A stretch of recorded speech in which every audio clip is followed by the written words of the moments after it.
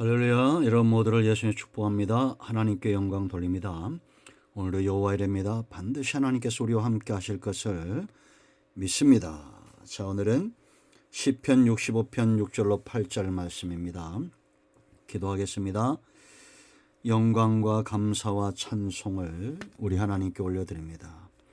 온 마음으로 하나님을 사랑하며 예배합니다. 주의 이름으로 모이는 곳마다 하나님 함께 하시고 시편의 말씀들이 우리 삶 가운데 풍성히 이루어지므로 오직 하나님만으로 만족하며 즐거워하며 기뻐하는 삶을 살게 하여 주시옵소서. 악한 온수마귀가 주의 백성들을 흔들지 못하도록 주의 성령이여 강권조로 역사하여 주시기를 원합니다. 다윗이 고난 중에 만났던 이 하나님의 놀라운 은혜와 섭리의 역사가 우리 삶 가운데 그대로 나타나기를 원합니다. 종을 낮추시고 겸손하게 하시고 오직 말씀의 도구만 되게 하옵소서. 예수님의 이름으로 사모하며 기도합니다. 아멘. 6절 봅니다. 주는 주의 힘으로 산을 세우시며 권능으로 띠를 띠시며 바다의 설렘과 물결의 흔들림과 만민의 소요까지 진정하시나이다. 땅끝에 사는 자가 주의 징조를 두려워하나이다. 주께서 아침 되는 것과 저녁 되는 것을 즐거워하게 하시며. 아멘. 하나님의 놀라운 은혜와 그 권능의 역사가 우리 가운데 함께 하심을 믿습니다. 자, 여러분, 은총은 하나님의 권능을 말합니다. 하나님의 권능이 나타날 때 우리는 하나님을 찬양하고 노래하게 되어 있습니다. 권능은 하나님의 또 다른 이름입니다. 창조주는 능력이 있습니다. 창조주는 사랑이 있어요. 창조주는 그 권능과 사랑으로 우리를 섭리합니다. 여러분, 사랑이 있는데 능력이 없다? 문제가 있겠죠. 반대로 권능이 있는데 사랑이 있다? 더 심각합니다. 파괴적일 겁니다. 세상은 힘 있는 사랑 없는 자들이 망치고 있고, 그러나 하나님은 그 권능과 능력으로 세상을 세우시는 분입니다. 자, 하나님의 권능이 나타날 때 어떤 역사가 있느냐? 먼저 6절 보세요. 세우신다는 겁니다. 주는 주의 힘으로 산을 세우시며 권능으로 띠를 띠시며. 여러분, 산을 세운다. 산은 힘을 상징하죠. 그 산을 세울 만한 힘이 사람에게 있습니까? 없습니다. 오직 하나님의 힘으로 산을 세우신다. 하나님의 권능의 강함을 이야기하는 겁니다. 세상 누구도 감당하지 못할 사람, 세상 누구도 감당하지 못할 문제가 우리 눈앞에 다가올 때가 있습니다. 그럴 때 기도하십시오. 산도 세우시는 하나님의 능력이 저 사람과 이 환경을 바로잡기를 원합니다. 우리가 하나님을 의지한다는 것은 그 힘을 의지하는 것과 같습니다. 산도 세우시는 하나님, 공중의 새도 들의 백합화도 그 능력으로 돌보시는 하나님이 사람을 못 세우실까요? 저와 여러분을 그냥 버려두실까요? 아닙니다. 띠를 띄운다. 띠는 신분을 이야기합니다. 여러분, 우리나라에도 과거에 왕의 띠가 있죠. 왕의 옷을 입고 관띠를 띱니다. 관복의 띠를 띱니다. 영의정의 띠가 다르고 일반 신하의 띠가 다르죠. 하나님의 띠, 하나님의 띠는 하나님의 그 신분과 그 능력이 나타남을 말하는 겁니다. 여러분, 하나님의 하나님 되심이 어디 있다고 생각하십니까? 그 권능에 있습니다. 지혜에 있습니다. 능력에 있습니다. 사랑에 있습니다. 지혜나 사랑이나 은혜나 전부 권능이죠. 저와 여러분을 세우실 때 하나님의 신분의 능력이 나타나는 겁니다. 골리앗 앞에 다윗 보세요. 여러분, 누가 영광을 받습니까? 다윗만 영광을 받나요? 아니죠. 다윗을 통해서 하나님의 능력이 나타남으로 하나님이 영광을 받으십니다. 홍해가 갈라집니다. 누가 영광 받습니까? 모세인가요? 아닙니다. 하나님이 영광을 받으십니다.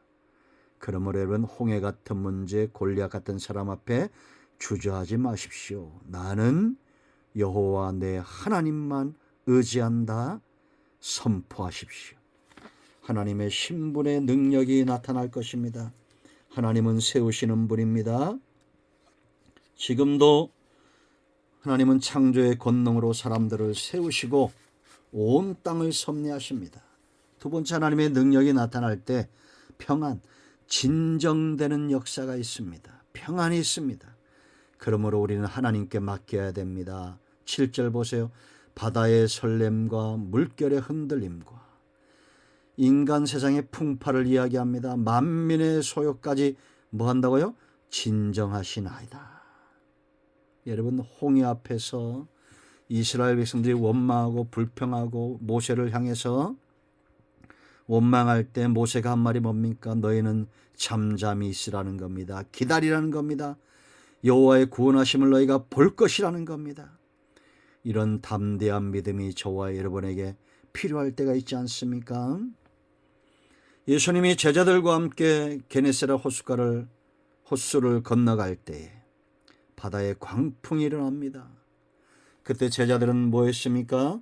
노를 젓습니다. 힘을 다해 노를 젓습니다. 왜냐? 그들에게 힘이 있기 때문에, 노절 힘이 있기 때문입니다.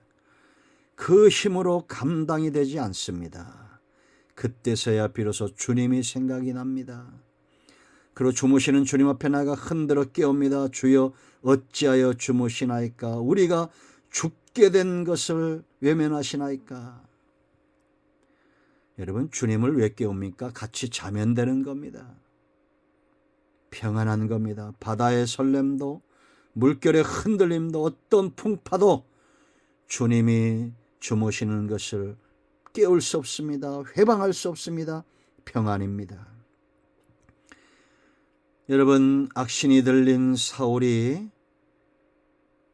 단창을 던지고 요동할 때 다윗이 수금을 타면 잠잠했습니다.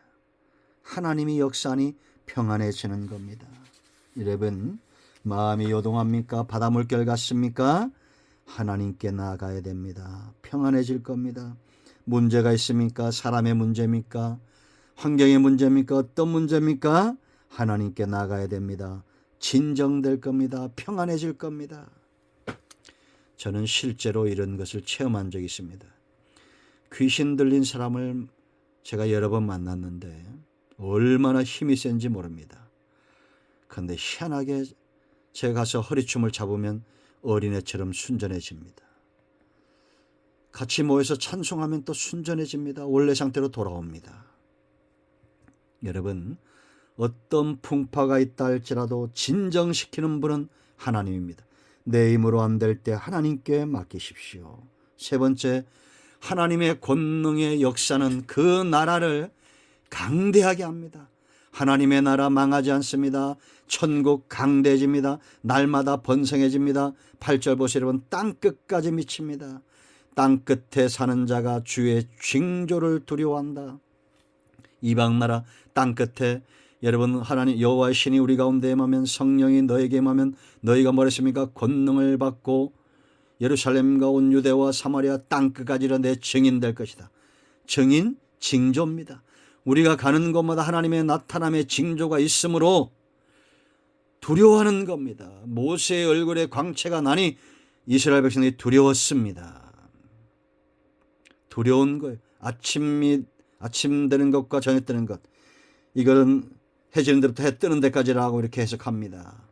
하나님의 나라의 특징, 하나님의 권능이 나타날 때 어떤 특징이 있느냐? 통치 특징, 땅끝까지 간다는 겁니다. 막을 자가 없다는 겁니다. 온 땅에 하나님의 살아계심과 그 나라와 그 백성의 증거들로 가득 차게 될 것입니다. 두 번째는 즐거워합니다. 여러분, 즐거움이 없다면 문제가 있는 겁니다. 기쁨이 없다면 문제가 있는 겁니다. 왜 하나님의 전을 출입하고 말씀을 사모하면서 즐거움이 없습니까? 우리가 주님을 처음 만난 날, 그 말씀이 깨달아진 날 내 안에서 즐거워하지 않았습니까? 저는 이번 주간에 이런 은혜를 체험합니다. 항상 기도하고 낙심하지 말라. 말씀이 먼저 왔습니다. 위로가 먼저 왔습니다. 은혜가 먼저 왔습니다. 문제가 따라오니 두렵지 않습니다. 항상 기도하고 낙심하지 마십시오. 즐거워하는 겁니다. 하나님의 나라 절대 망하지 않습니다. 하나님 절대 망하지 않습니다. 지금까지 그러했습니다. 온 땅이 하나님의 징조를 두려워할 것입니다. 아침과 저녁이 되며 우리는 즐거워할 것입니다. 해 뜨는 데부터 해 지는 곳까지 여호와로 인하여 구원을 받고 즐거워하는 역사가 나타나게 될 것입니다. 권능을 노래하십시오. 은총은 권능입니다. 기도합니다. 예수님의 이름을 의지하기도 합니다. 이 말씀대로 되게 하여 주시옵소서. 우리 가운데 마음이 상한 자, 병든 자 치유하시고 회복시켜 주시기를 원합니다. 예수님의 이름으로 사모하며 축복하며 치유하며 기도합니다. 아멘. 할렐루야. 예수님의 이름으로 응답되었습니다. 회복되었습니다. 할렐루야. 하나님께 영광 돌리며 여러분 모두를 축복합니다. 아멘.